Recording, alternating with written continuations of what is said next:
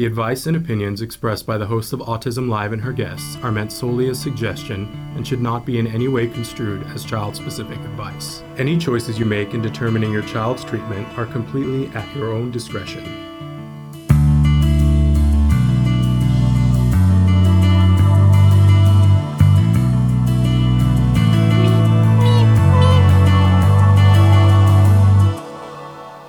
Good morning and welcome to Autism Live on April Fool's Day, yay! And it is also the start of April. We're so excited for this month and we have so many wonderful guests lined up to be on the show during this month.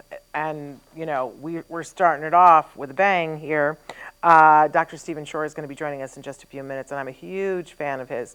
And I know you're going to so enjoy hearing what he has to say.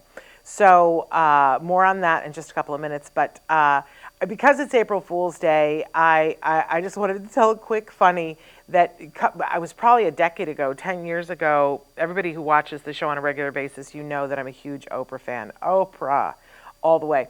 And we decided to do a funny little prank, and we put out a thing on April Fool's Day that Oprah was going to be on the show.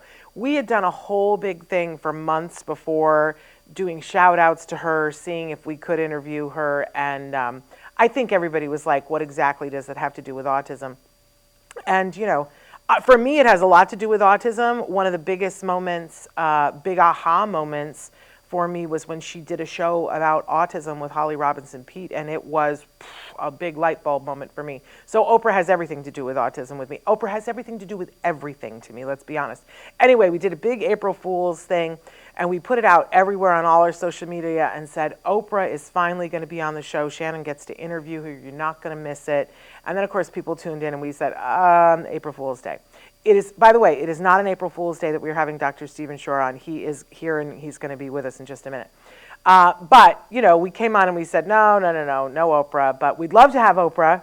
I always say I'm going to get to interview her on a red carpet, and it never works out. To be determined when.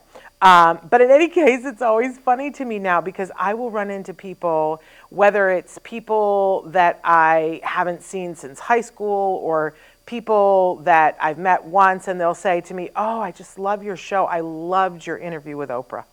And I always laugh and say, I didn't interview Oprah. And they're like, no, I can remember watching you interview Oprah. I'm like, that's someday in the future. That was an April Fool's joke. I assure you it didn't happen. And it just reminds me the power of suggestion. You put it out there and people think it happened.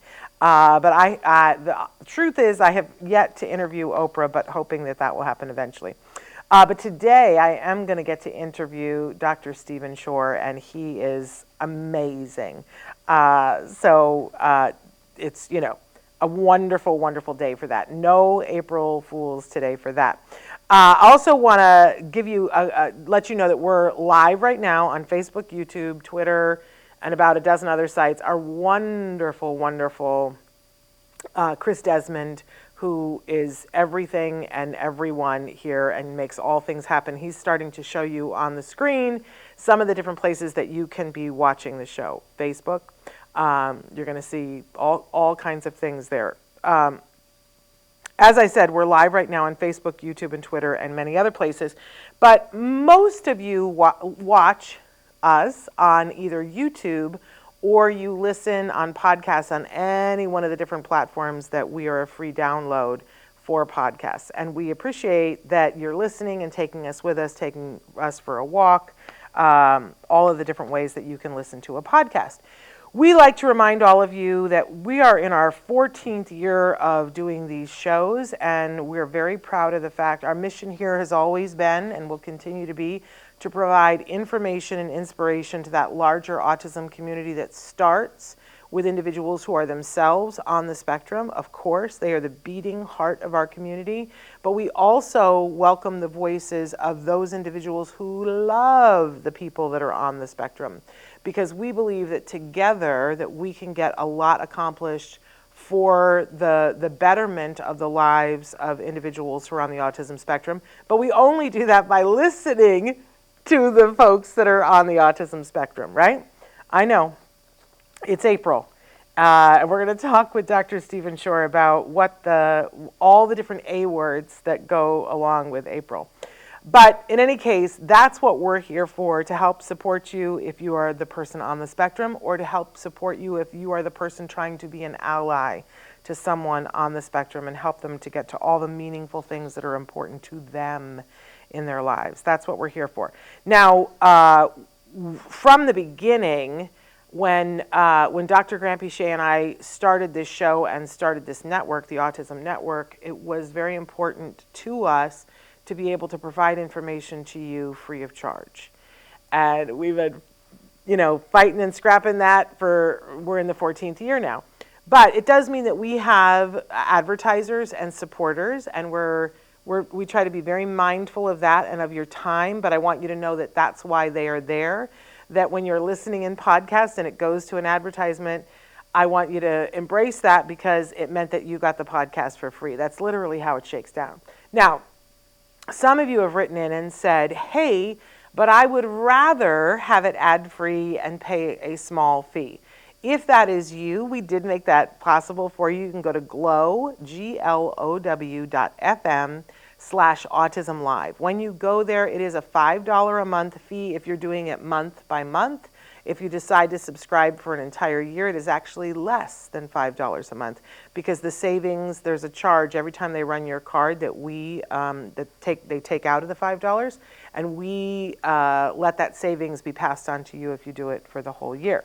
So that is a wonderful thing if you choose to do that. And here's a wonderful note, because when we started out, we were just Autism Live, and Ask Dr. Doreen was part of Autism Live, but then we became the Autism Network.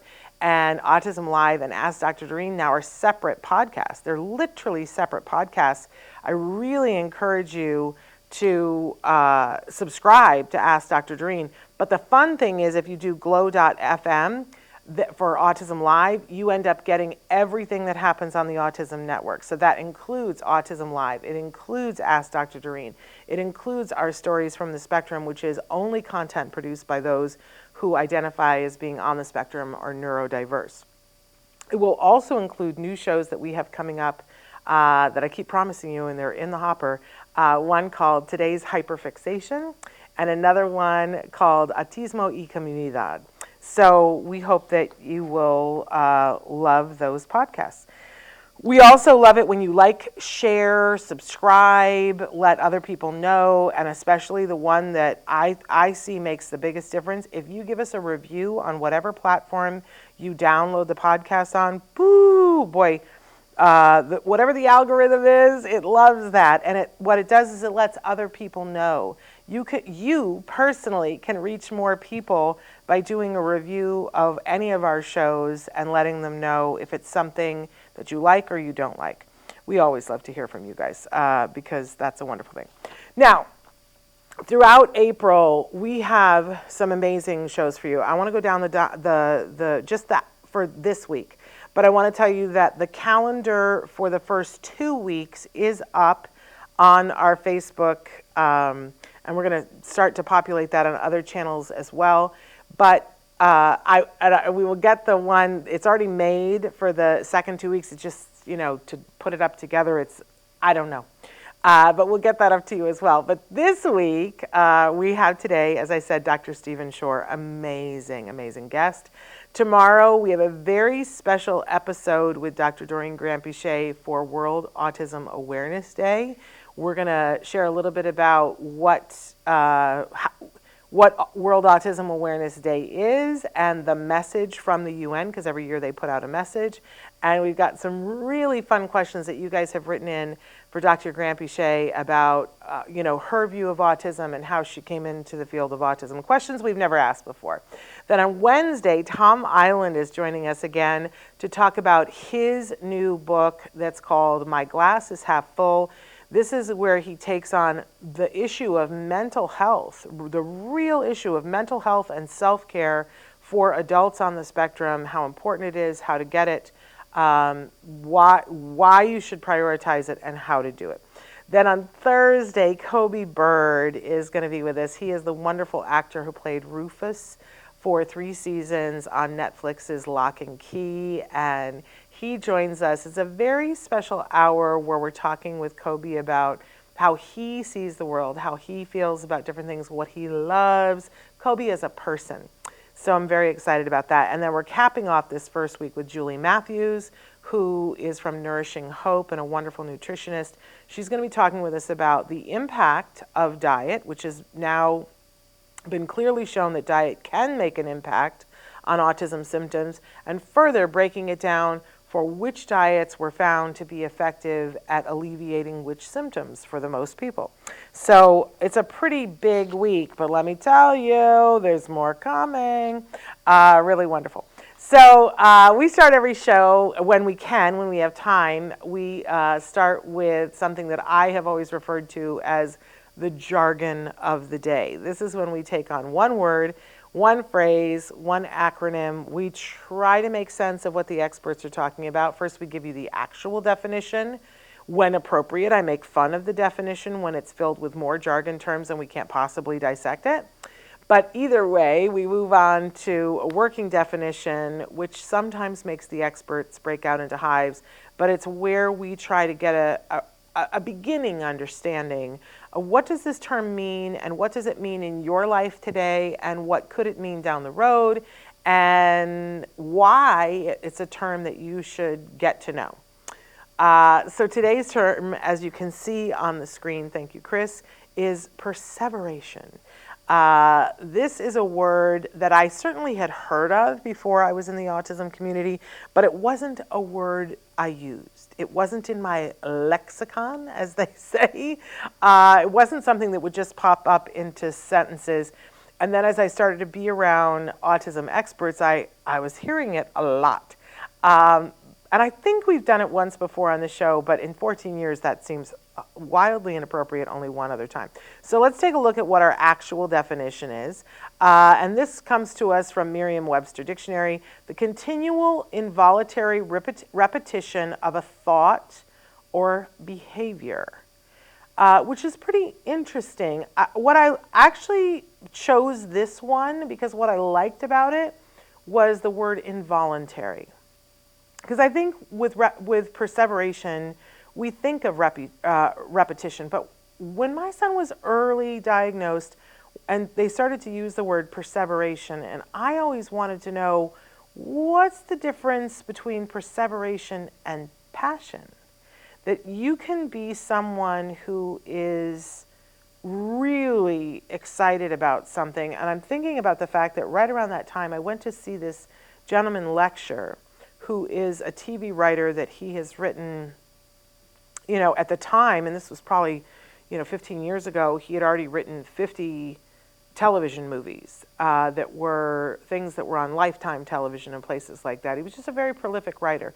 And I don't remember why it was that I went to hear him speak, but he started talking about the fact that when he was a child in the 50s, his parents had an old black and white television, and that his parents would go to bed at like 10 o'clock, and he would wait until he could hear them snoring, and then he would come in and put the television on and stay up until, at the time, things would go off the air at like 1 o'clock in the morning, and they would put up this signal, and it would go, right? And when the signal would go off, he would turn off the TV, and then he would go to bed as a child, because he was so passionate about television.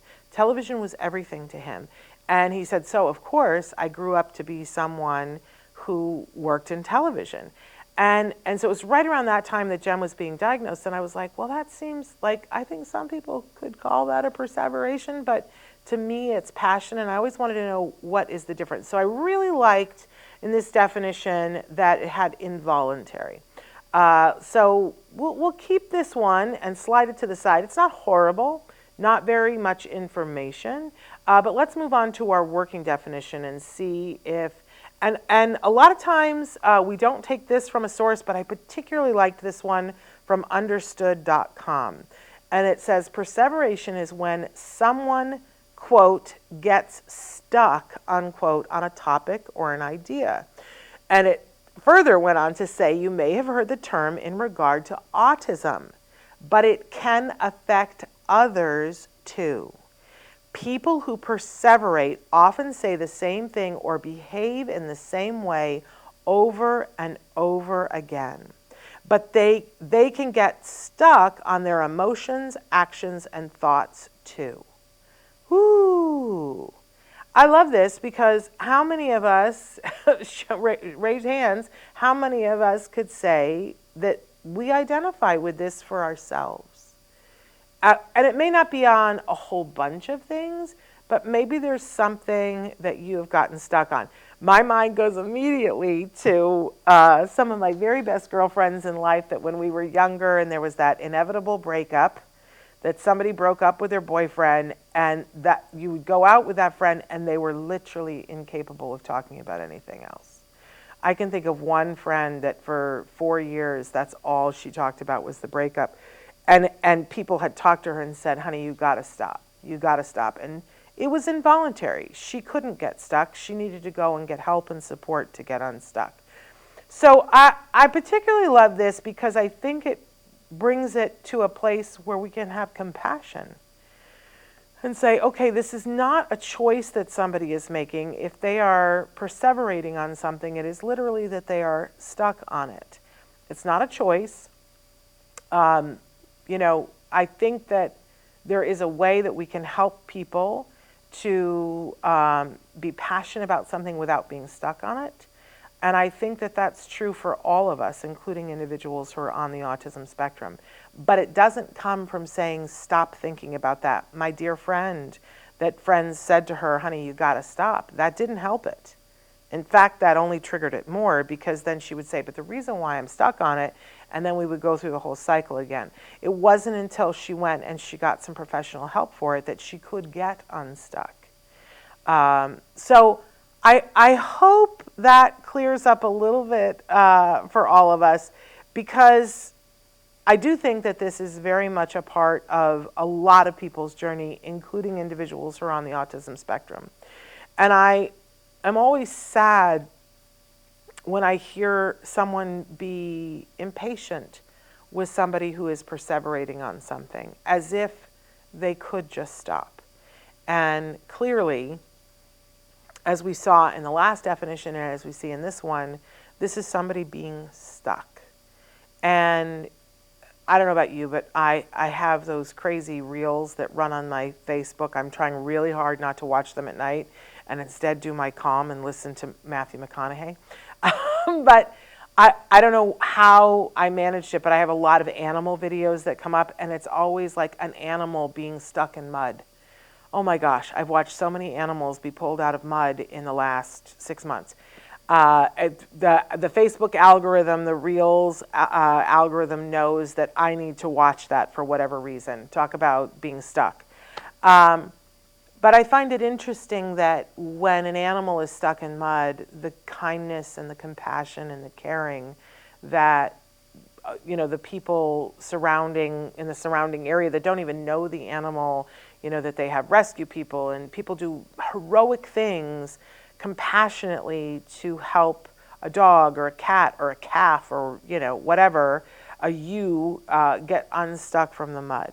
If we could bring that level of compassion to our friends, whether they are on the spectrum or not on the spectrum, who may be perseverating on something, I think the world might be a better place. So I offer that to all of us that perhaps during this April month, when we're focusing on being good allies for individuals who are on the spectrum and lifting them up to be able to do the things that are important to them, that we do so with compassion, particularly around perseveration. So that's what I have to say about that.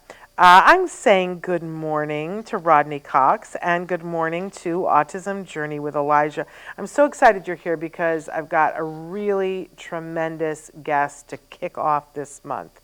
Dr. Stephen Shore was diagnosed with atypical development and strong autistic tendencies and as being, quote, too sick, unquote, for outpatient treatment. It was recommended for Dr. Shore to be institutionalized. Let's let that sink in for just a second.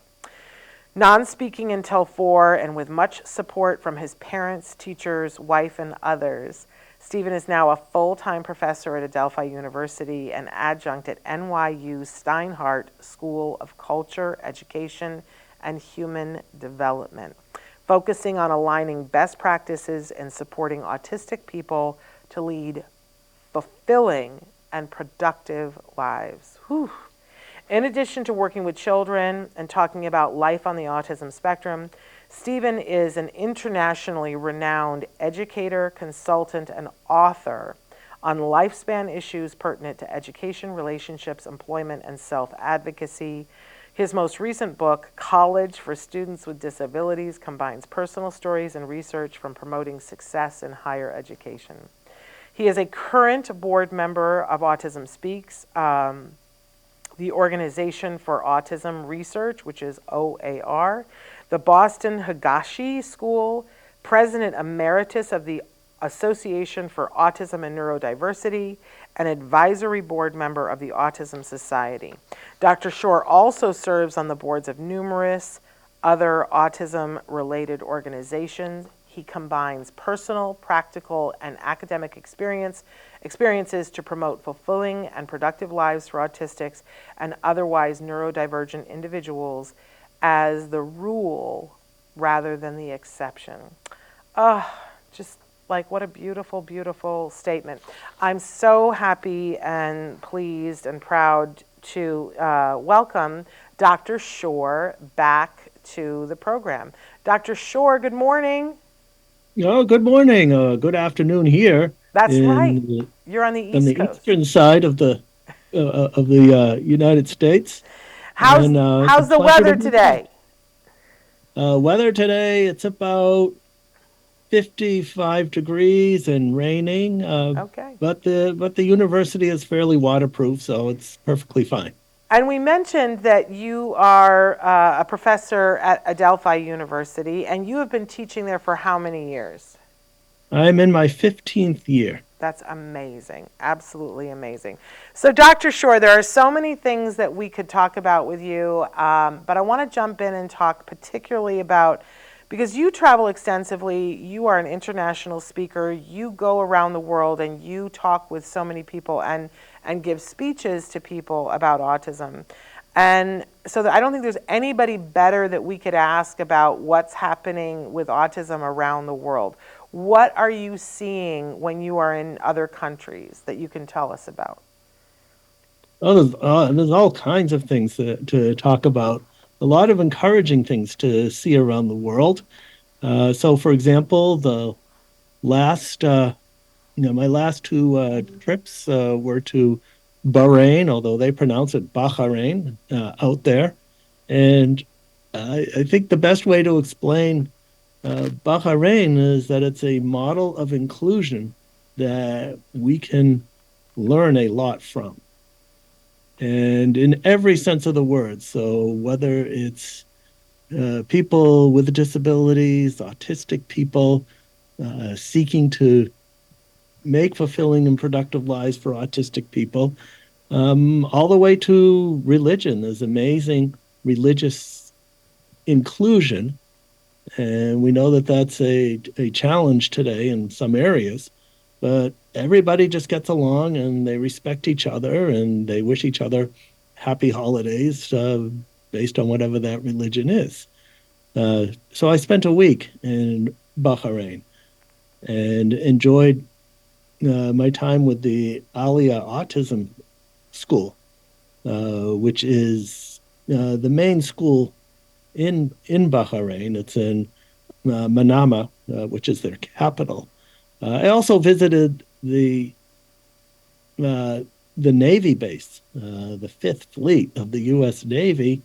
They learned that I was there, and they asked me to give a couple of presentations on autism as well. And it was great to see that the Navy is involved in supporting autistic individuals. Moving on to Brazil, where I've just returned from a couple of weeks prior.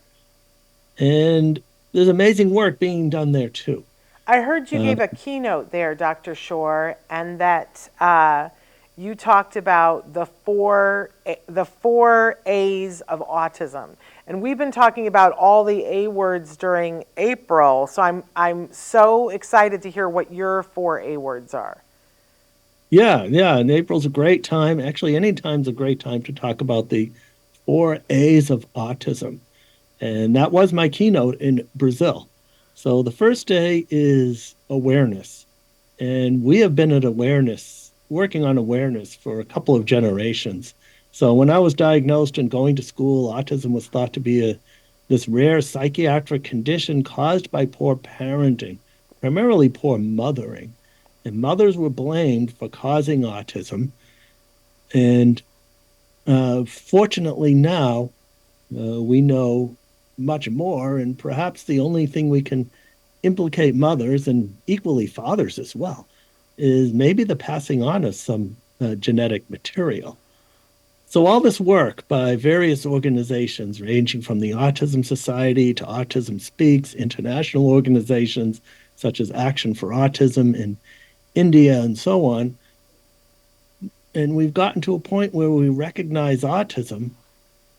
We're much better at recognizing autism at home, in the community, in education, in employment, and increasing numbers of autistic people reading about autism and saying, well, gee whiz, I think that might be me, doing an informal diagnosis and then getting that verified by more formal procedures.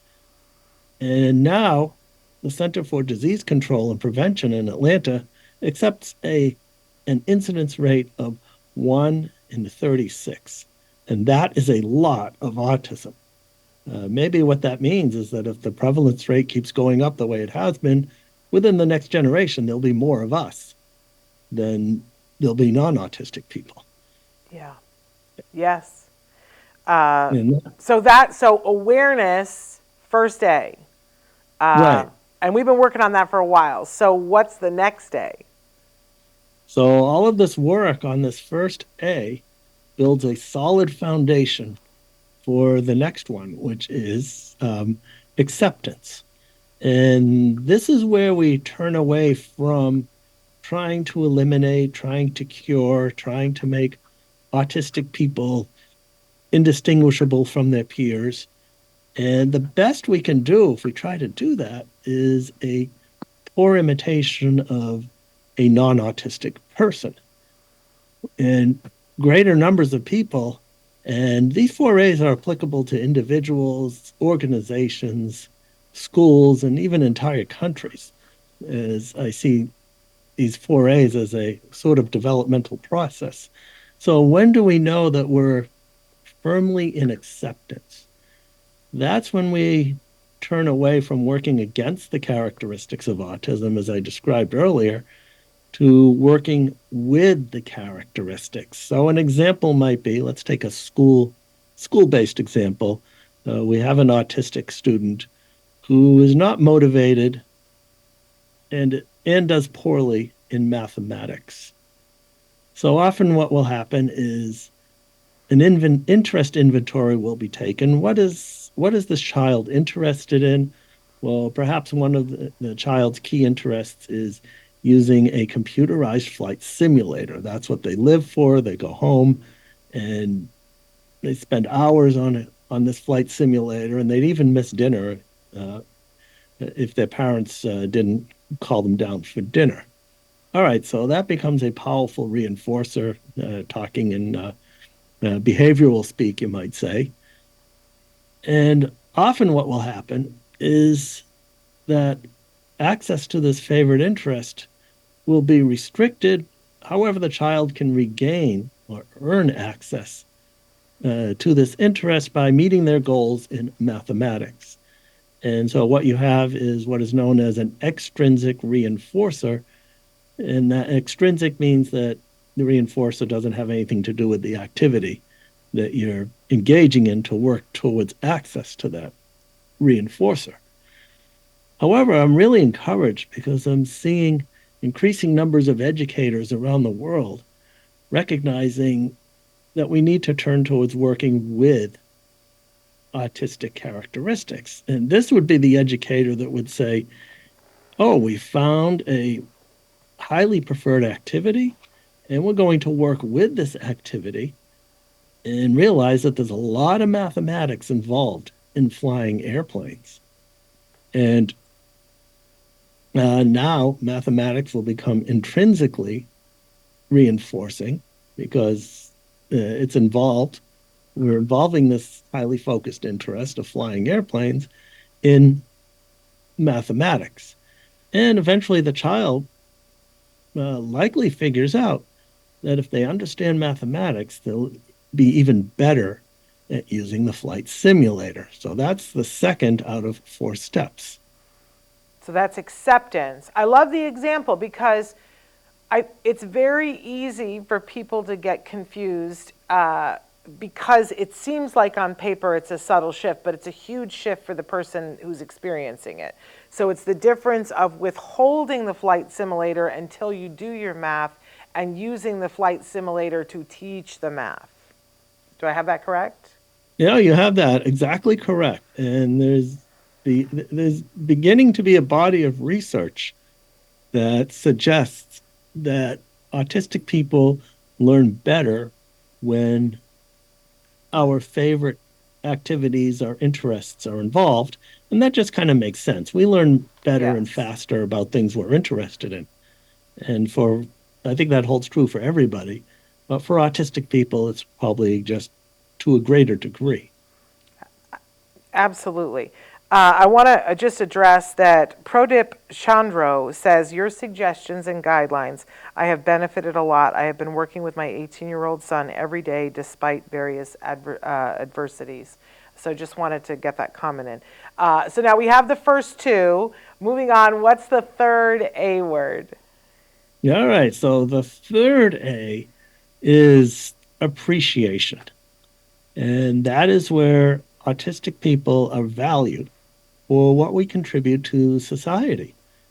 And we started seeing this happening with the large IT companies, Microsoft, Google, SAP, Apple, and IBM, actively seeking autistic individuals as their employees because they know many of us can engage in computerized geekery at levels that other people just can't.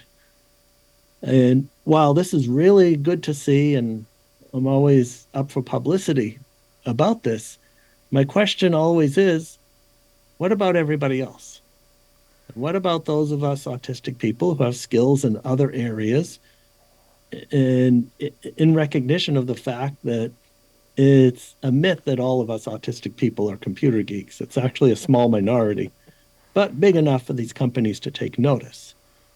However, what about those of us who have skills in the arts, for example, or animation, or gymnastics, or whatever the case may be? And also, what about those of us who have more challenges? So those of us who may need support in communication, in social interaction, in managing our daily schedule and transportation from place to place. And this reminds me of a fellow I know of in Florida who loves to do nothing more than take laundry out of a dryer and fold it perfectly. Something about those creases and just doing it perfectly in the routine, he really gets into. And I know many people would like help with their laundry. Mm-hmm. And Shannon, I know that he would fly out to wherever you are. He'd be the first person on the plane to help you with your laundry if you so wanted. However, you'd have to pay him to do it Yes. because that is his job. Yes. He spends hours in a hot laundromat doing what I just said, folding laundry better, faster, and with more enthusiasm than anybody else because he enjoys it. And that's another example of appreciation. He is valued for what he contributes to society. And that brings us to the third of the 4 A's. Appreciation, which is a word we've been hearing much more in conjunction with autism recently. So I love that. So what is your fourth A of autism, Dr. Shore? So the fourth A is action. And action represents the work that we do to put those 3 A's together. So it's recognizing autism when it occurs. For and that's the awareness piece, and then using that as a step towards acceptance, where we work with the characteristics as opposed to against them, and then moving on to appreciation, realizing that there is much that autistic people can contribute to society, and these are the 4 A's. And what I'd like to see is Autism Awareness Month move to Autism Acceptance Month, and I'm seeing a lot of that happening, which is good. And we've got one more to go, and that's Autism Appreciation Month. Yeah, absolutely wonderful. One of the things that we're doing tomorrow is we always try to, if we're on the air for Autism Awareness Day, is to read the statement from the UN. And have you already read, because it's available now, have you already read this year's statement? I haven't read it yet. I I think am you'll be going to the happy. UN tomorrow There you go. to participate in some activities, but I'll have to check it out before I go in. I think you'll be happy because they say something very similar to what you just said. That awareness is great, but we need to move beyond that. And I think you'll be happy with the words that they chose. We'll be reading that tomorrow on the show. I don't have it in front of me right here. And we have to say hi to Liza, who's saying good evening from South Africa. So happy to have you here with us, Liza. You do have an international following, Dr. Shore. And Joannie is saying hi from the Philly suburbs as well. Hi, Joannie. So glad to have you here. And it's funny because while every time I hear you speak, and I was thinking about her this morning, our dear friend Joanne Lara, who left us several years ago, but dear friend for both of us. And she used to do quite a bit of traveling with you. And she just adored the ground you walked on, Dr. Shore. Had only the nicest, best things to say about you. But I hear you talking, and her particular interest was jobs. And I just feel her poking me in the back and talking about the word is vocation, but isn't there a word that's avocation? I'm like trying to think of how to put an A in it. Well, avocation is, you can think of avocation as hobbies. And we want jobs. so if we want jobs, that's vocational. And certainly everybody's got to work for a living, and that includes us autistic individuals. And we need to work towards rising the meaningful employment rate for autistic individuals. There was a study done by the National Autistic Society of the United Kingdom, and they came up with an 88% combined under and unemployment rate for autistic individuals. So what that means, according to their research, is that only 12% of us are working to our capacities, and we definitely need to do something about those statistics. Amen to that. I want to stop for just a second and talk about identity and words that people use to describe their identity. There are a couple of, I don't know that they're so new, but they tend to be a little newer that people use: neurodiversity and neurodivergent. I want to talk specifically about the term neurodiversity with you because this is a very popular word in today's society, but we're wondering, I think everybody is looking for definitions of what is being neurodiverse and where is autism on the continuum of being neurodiverse. And I want to know your thoughts on the difference between neurodiverse and neurodivergent.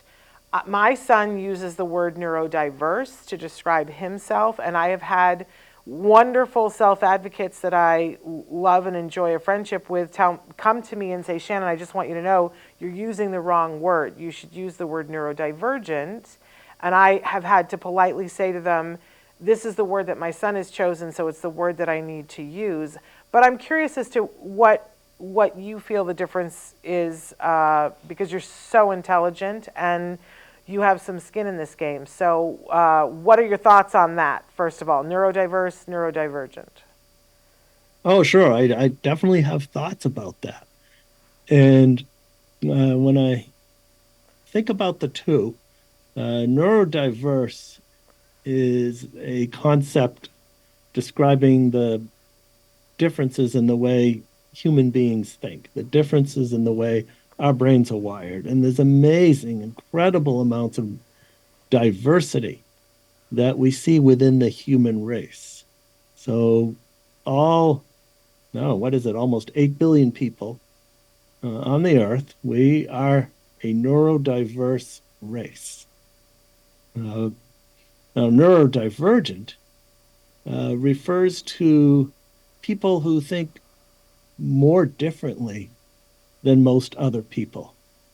And so we can put into that category of neurodivergent, we can put different ways of thinking, perceiving, processing, and uh, communicating how we understand the world. We can include autism, ADHD, dyslexia, synesthesia, learning disabilities, or what we call learning disabilities, which probably call them learning differences. And there, within this category, within this large spectrum, is where we find autism. So, autistic people are neurodivergent. People with ADHD are also neurodivergent and with many other differences. So, I consider myself as a neurodivergent individual who belongs to the incredibly neurodiverse human race. Okay, so then trying to make sense of it and reword it. So you if autism then fits under the category of neurodivergent, but you are also if you're we are all neurodiverse. Is that right? That's right. Okay.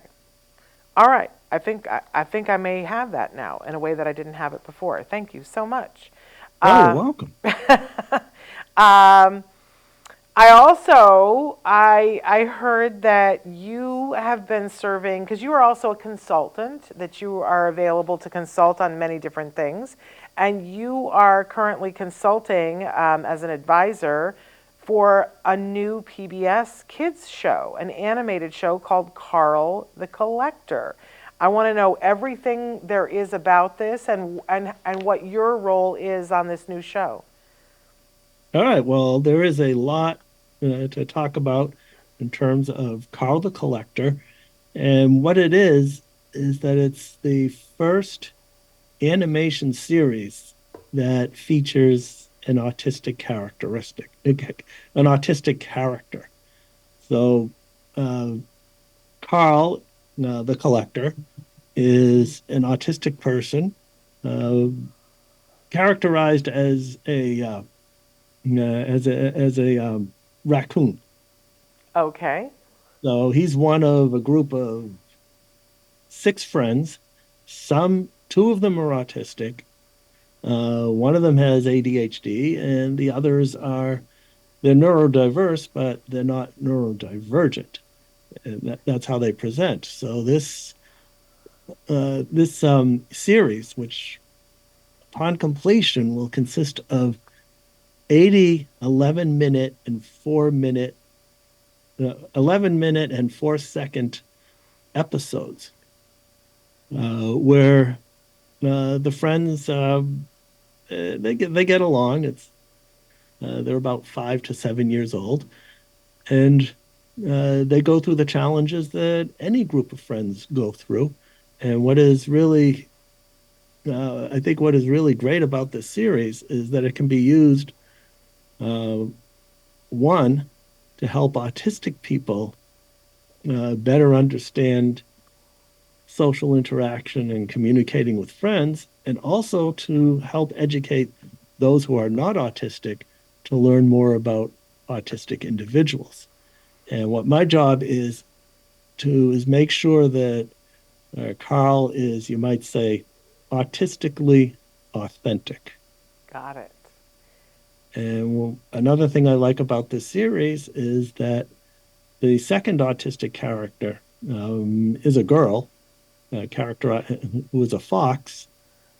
And uh, two things that come to mind with that is that number one, females are vastly underdiagnosed and underrepresented, and more research needs to be done on how autism expresses itself in females.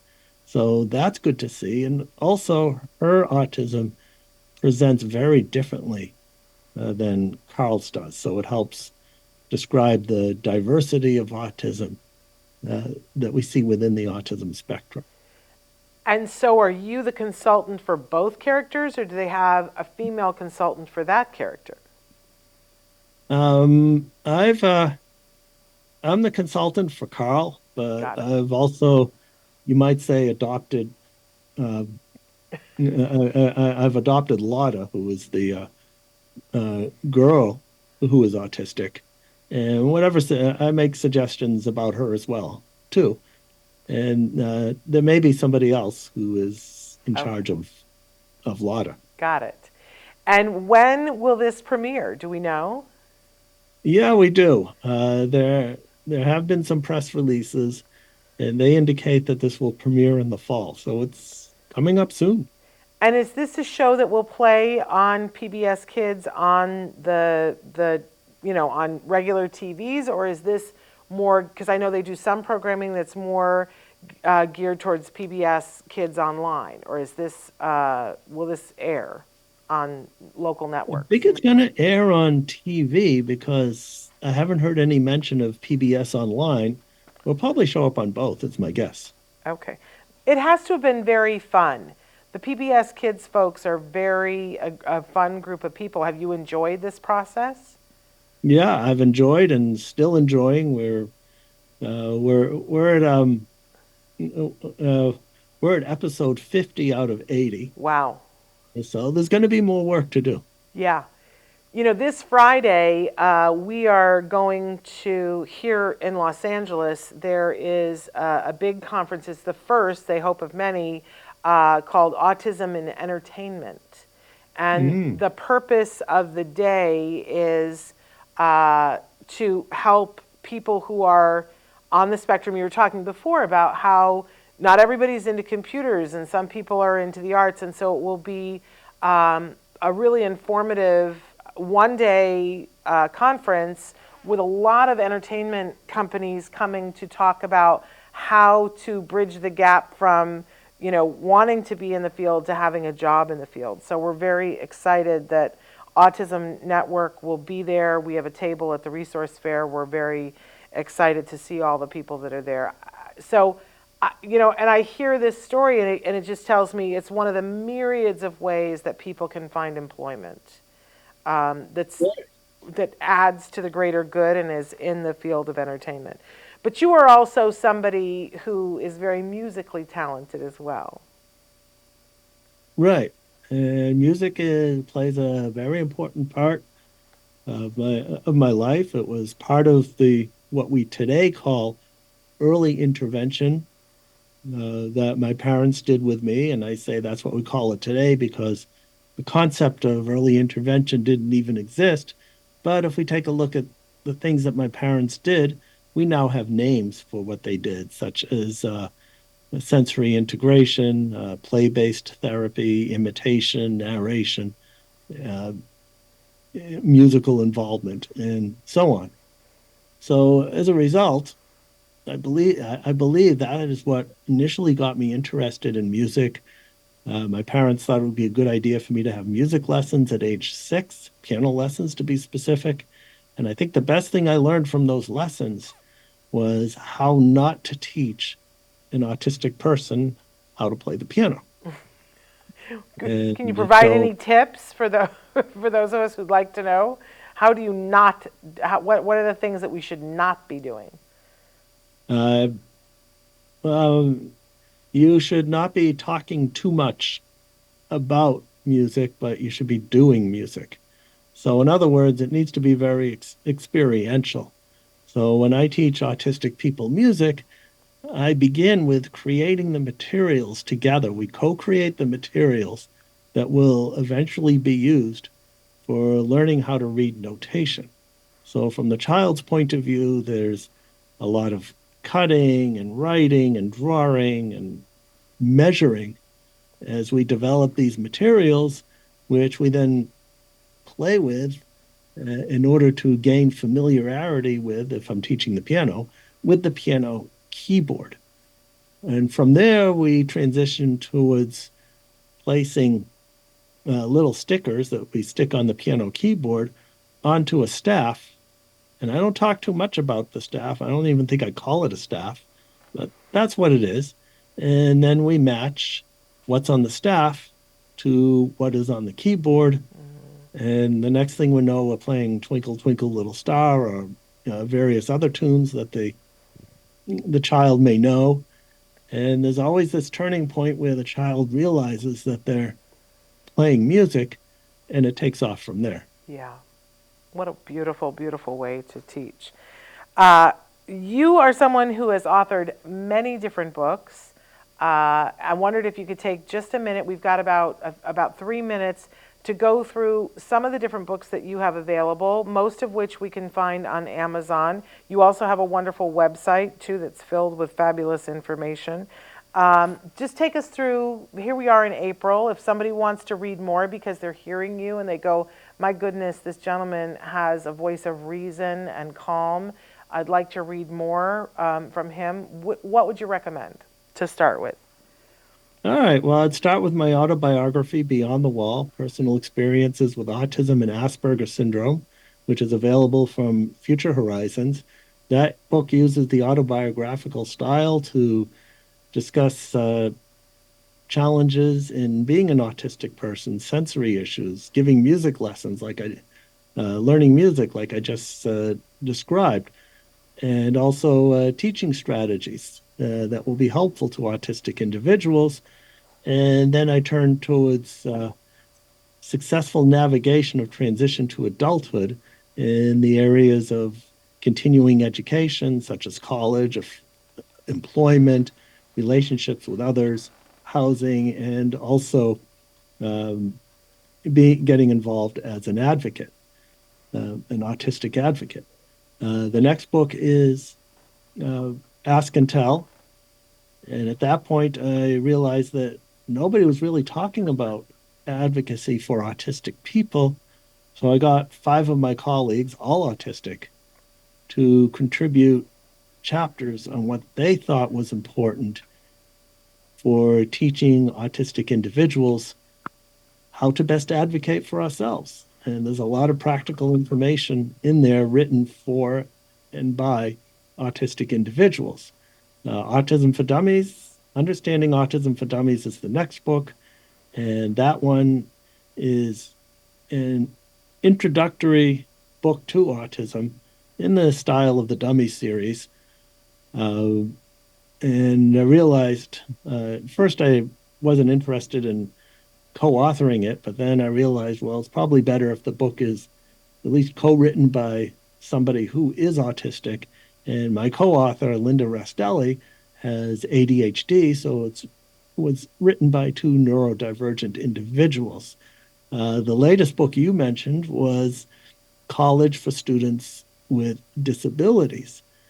And we're seeing ever increasing numbers of autistic individuals, others with various neurodivergent differences, coming to college. And colleges now realize that we need to provide support for those individuals. We're seeing increasing numbers of universities, colleges and universities having programs specifically for their autistic students. Here at Adelphi, students apply to the university just like anybody else. And if they get in based on their credentials and they're autistic, they're encouraged to apply to what we call the Bridges to Adelphi program, which provides all the needed support for autistic individuals to be successful at the university. A new book that you didn't know about that has just been released by Routledge Publishers has been co-authored by Haven John Anthony and myself. He's a fellow professor here at Adelphi University. And it's titled teaching and supporting students with disabilities during times of crises, culturally responsive best practices from around the world. So what we did is we invited contributions from 13 countries to talk about how their governments, how their educational uh, systems supported students with disabilities during the pandemic, during the COVID-19 pandemic. So there's a lot of lessons and suggestions that we have from our contributors from around the world. And that's the latest book. Amazing. So tomorrow you're going to the UN. Do you know what it is that, are you going to be asked questions, or do you get to deliver a small speech? What, do you know what's up tomorrow? Yeah, well, tomorrow, when I go to the UN, I'm going to be there for a, a couple of events. So on Autism Awareness Day, and sometimes I think of it as Don't Forget Your Autistic Day. And I won't be speaking on a panel, but I'll be there and probably answering questions, and I'm certainly going to ask a lot of questions. Yes. Hosted by the state of Qatar. There's a program, Leaving No One Behind: Autism, Emerging Technologies, and Equity. Okay. And so there'll be a discussion there from the people of Qatar on assuring equitable access to essential technologies for individuals on the autism spectrum. So that's what I'll be going to tomorrow. I'll see a number of people that I already know from Qatar. Robert Nassif and I were asked by the government of Qatar to develop a 40-hour employment, an inclusive employment training program for their autistic and otherwise neurodivergent population. So I'm encouraged by the work that they're doing, and by them asking us to develop this program for them. So there may be some discussion about that. And as I'm looking on this, I see that Mr. Paul Kotler is on the panel. And Paul Kotler is an autistic individual, a non-speaking autistic individual, who people only realized his amazing intelligence once they got him on an assistive communication device. And like with so many non-speaking autistic individuals, once we find a way for them to communicate, then we find they have the same range of intelligence as everybody else. Amen to that. So I look forward to seeing Paul there, Dr. Ami Klin, and many others at this event.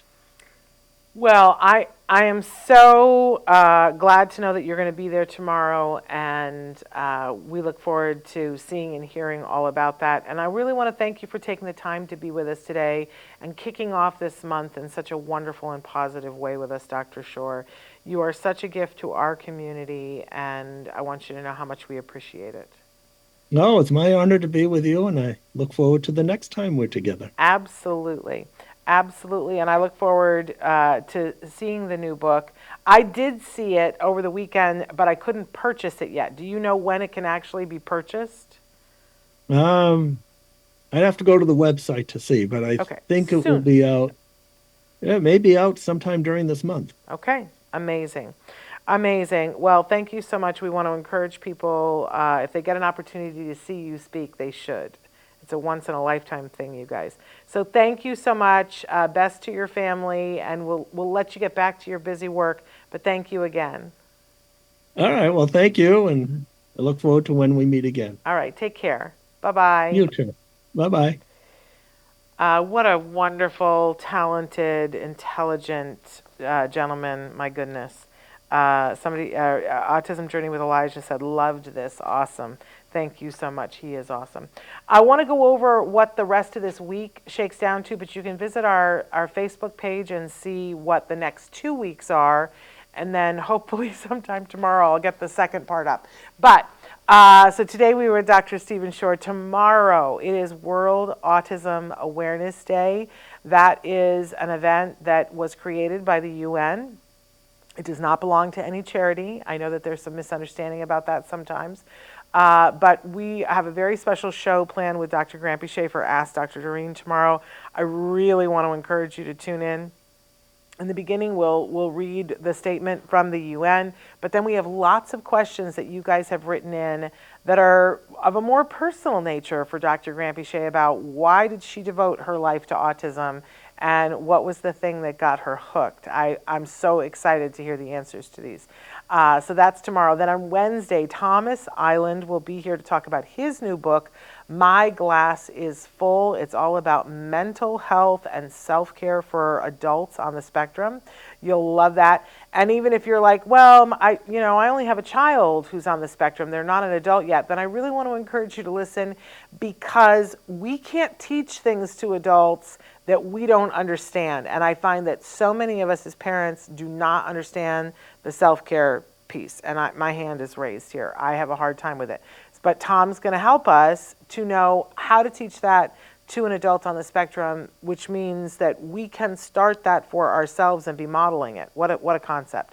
Then on Thursday, Kobe Bird, the wonderful actor from Lock and Key, is going to be with us talking about his life. And then on Friday, Julie Matthews, amazing nutritionist, talking about autism and diet. Does diet affect autism? Yes. The science is in, and it's a definitive yes. But there are so many different diets. She and a colleague took the 13 most prevalent diets and looked at them closely to see what helped with what symptoms. It's going to blow your mind. You're going to love it. Joanne said, I don't think I've ever heard him speak talking about Dr. Shore, but I know of him. Wow. Isn't he wonderful? He's absolutely fantastic. If you get the opportunity, have him come and speak or go and hear him speak. And we'll all look forward to watching Carl the Collector on PBS Kids, hopefully in the fall. All right, you guys, that's all for today, but we will be back tomorrow with a very special show. And remember, throughout April, we're Monday through Friday. This same time, Monday through Friday, every single day, there is a new episode premiering. Some of them are live, some of them are pre-recorded because we couldn't get people, but it's fabulous. Check the calendar. And once the shows go live, then they'll be available for podcast. So you'll be able to download everything. It's like a deconstructed podcast-a-thon, but we're just not making ourselves tired. So there we go. All right, you guys, we'll see you tomorrow. Until then, give your kiddos a hug from me and one for you too. Bye-bye for now.